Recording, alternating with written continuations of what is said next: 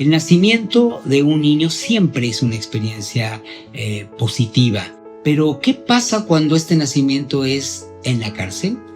¿Qué pasa cuando las madres, sabiendo su destino, a veces su condena, 2 o 3 vidas tendrían que pasar en la cárcel sin ninguna posibilidad de salir y aún así deciden tener hijos dentro de la cárcel?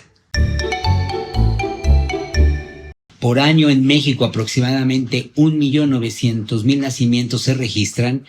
Cada año en las cárceles de México, 1.500 niños nacen cada año en estas condiciones.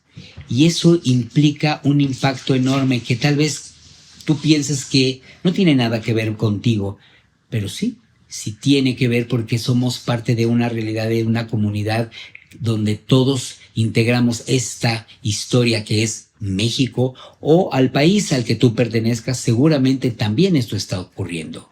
Pero, ¿cómo nace un niño en la cárcel? Bueno, hay varios eventos y varios factores.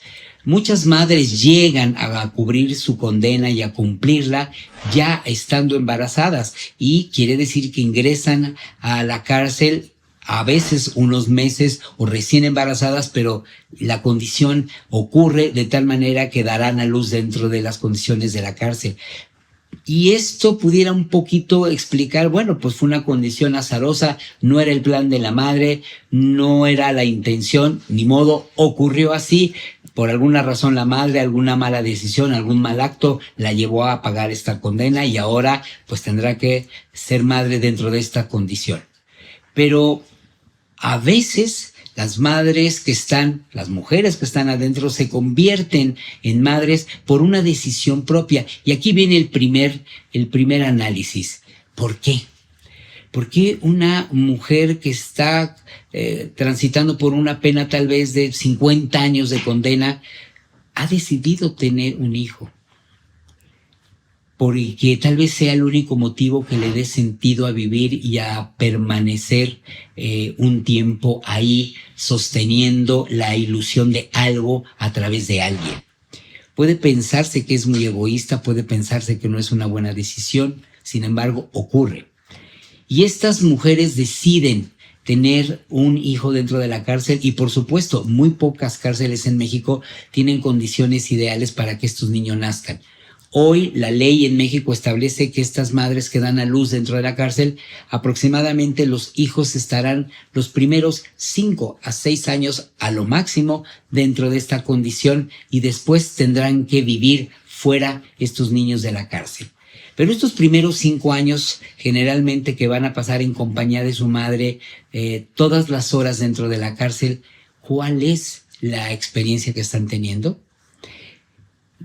Si no hay estímulos, si no hay condiciones para la vida infantil de inicio, las experiencias naturales de una vida de libertad, de movimiento, ya están bloqueadas para un niño como este. Es decir, van a ser niños que van a tener una alteración a veces importante en la experiencia psicomotriz, porque la experiencia del moverse, del correr, del escalar, no va a existir para ellos.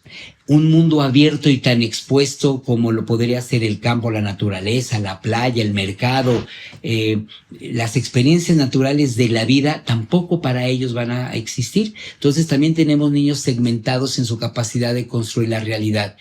¿Y qué es lo que van a tener? Pues una sobreestimulación de un lenguaje bizarro, de una serie de actitudes y de manejos muy complejos con su madre y con el entorno, donde los colores, la iluminación, el sonido, todo tiene una carga violenta de dominio, de fuerza, que está lastimando la mente, la psique de estos niños y el corazón de estos niños. Niños que a muy pocos años estarán expuestos a una experiencia visual, auditiva, con una carga de malas palabras y un lenguaje sucio, contaminado, alejado de toda la experiencia sutil y amorosa que pueden ser el lenguaje infantil, los cantos, las rondas, los juegos.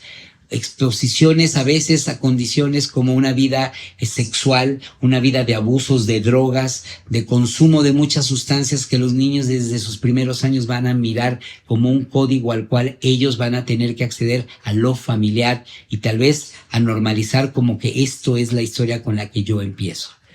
Y aquí se complica la historia porque estos niños están siendo alimentados emocionalmente por una mamá que está transitando por una experiencia muy dolorosa. Y los niños en su lenguaje emocional muy profundo no se alimentan solo de las palabras de lo que dice la madre, se alimentan del lenguaje del cuerpo. Y si la madre está cuidando a un niño en el cual está sintiendo que corre peligro, que la gente que está alrededor de ella no es la mejor, el niño está siendo alimentado emocionalmente con ansiedad, con preocupación, con temor. Podríamos decir que la doble condena está ocurriendo dentro de ese espacio. Es decir, la madre está cubriendo, pagando una condena y el niño recién nacido, el bebé que está ahí con ella, también está pagando esta condena. Y estos son códigos que quedan en la mente del niño. 5 años después de mirar esta experiencia con la madre y de hacer un vínculo profundo con ella y con el entorno, la celda, los olores, el sonido, lo desgastante de un entorno tan oscuro, eso para el niño es la vida. Y eso para el niño es la construcción de sus primeros códigos de amor. 5 años después el niño tendrá que salir de la cárcel para ir a construir una vida fuera de la cárcel y fuera de su madre. Y entonces la experiencia se vuelve muy triste porque viene un duelo. El niño perderá a su madre, quien lo acompañó los primeros años. La madre perderá a su hijo, y aunque el niño pueda ocasionalmente venir y ser una visita más, la historia del niño va a transformarse en un duelo profundo, como una muerte anticipada que también será para la madre. Es decir, la madre en los primeros años de su decisión de sentir que tenía un hijo, le va a durar 5 años a lo mucho, porque los próximos años tendrá que vivir del recuerdo de este hijo que está en algún lugar del mundo fuera de ella y de su alcance, viviendo una vida con la cual solo unos cuantos instantes se le permitió acompañarlo para después ya no, a excepción de que su condena pueda terminar o reducirse y pueda reencontrarse con su hijo, tal vez esté siendo o un adolescente o un adulto. Tal vez estás pensando, pero ¿cómo es posible que una madre, sabiendo que está condenada y que solamente estará unos cuantos años, a pesar de eso, quiera tener un hijo? Probablemente, aunque sean 5 años de sostener la vida de un niño dentro de la cárcel, el recuerdo, la presencia y el sentido de trascendencia a través de la vida de este hijo sea tal vez lo que la mantenga los siguientes 20, 30, 50 años con un motivo de vivir, y tal vez sea el único trofeo con el que ella pueda llegar a la muerte diciendo: hice algo bueno, hice algo positivo, o algo de mí amorosamente salió de mí para el mundo. Probablemente es un valor suficiente que tú y yo no entendemos, pero tal vez en el juicio de una madre que no tiene nada y que solo hay una oscuridad, tal vez este sea el único renglón limpio y bueno que puede escribir en su biografía. ¿Quién somos tú y yo para decir que no? ¿Quién somos tú y yo para juzgar y decir que qué historia de vida tiene este hijo? Sin embargo, desde la lógica del conocimiento y de una psicología cognitivo-conductual, entendemos que este niño saldrá al mundo a los 5 años impactado, sin duda, pero también sabemos que afuera le puede estar esperando un universo lleno de amor y de cariño que puede transformar su vida. Y si echamos el tiempo adelante, cuando el niño tome conciencia dónde estuvo, con quién estuvo, el niño va a preguntar: ¿por qué? ¿Por qué estuve ahí? ¿Qué hizo mi mamá? ¿Cuál fue la razón?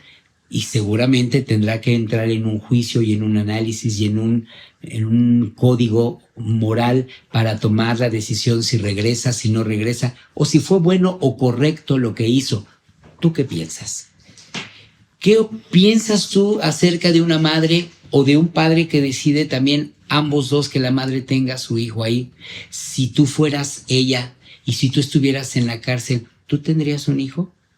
Si tú no tuvieras otra opción más que la única posibilidad de tener una ilusión, ¿lo tendrías? Y si tú eres un hombre y me estás mirando y tuvieras la oportunidad de tener un hijo dentro de la cárcel, ¿aceptarías esta condición para tu esposa y tu hijo? ¿Sí? ¿Por qué? No. ¿Por qué? Temas verdaderamente controversiales. Sin embargo, es una realidad. En México y en todo el mundo está ocurriendo. También la maternidad en su parte maravillosa ocurre aún en los lugares más oscuros. ¿Por qué vamos a decir o a prohibir que no se pueda? ¿Y por qué sí se permite? ¿Por qué sí se logra? ¿Estás de acuerdo? ¿No lo estás? ¿Qué piensas? Esto ocurre en tu país y también en el tuyo. Está ocurriendo. Y esos niños que nacen en la cárcel el día de mañana será probablemente el maestro de tu hijo, será el mesero que te va a atender, será tu compañero de trabajo. Por eso es importante tomar conciencia y saber que esta historia te va a alcanzar a ti, a mí. Estas historias existen y son parte de la construcción de una familia. Este canal tiene la intención de exponer, de abrazar todos los temas que tienen que ver y que tocan la historia de la familia, padres e hijos, hijos y padres. Y esta era una condición que existe y que queríamos traer a conciencia frente a ti como una oportunidad de humanizarte y de que puedas entender que lejos de tu historia, lejos de tu realidad, estas realidades, estas historias existen y tal vez están más cerca de lo que tú te imaginas. A ser consciente, ayudar y a poder favorecer la vida de estas madres y de estos hijos si en tus manos está. Soy el doctor Rodolfo Lozano Verdiguel y me ha dado mucho gusto que me acompañes y que hayas sido testigo y te hayas quedado hasta el final de escuchar esta versión de esta realidad que no queremos ver, no queremos saber, pero existe. Gracias por ser valiente y quedarte conmigo hasta el final. Cualquier comentario, duda, cualquier aportación, y si tú estás en esta situación o si tú conoces a alguien que está en esta situación o estado, me encantaría saber tu opinión, tu experiencia o tu testimonio. Nos vemos pronto. Muchas gracias.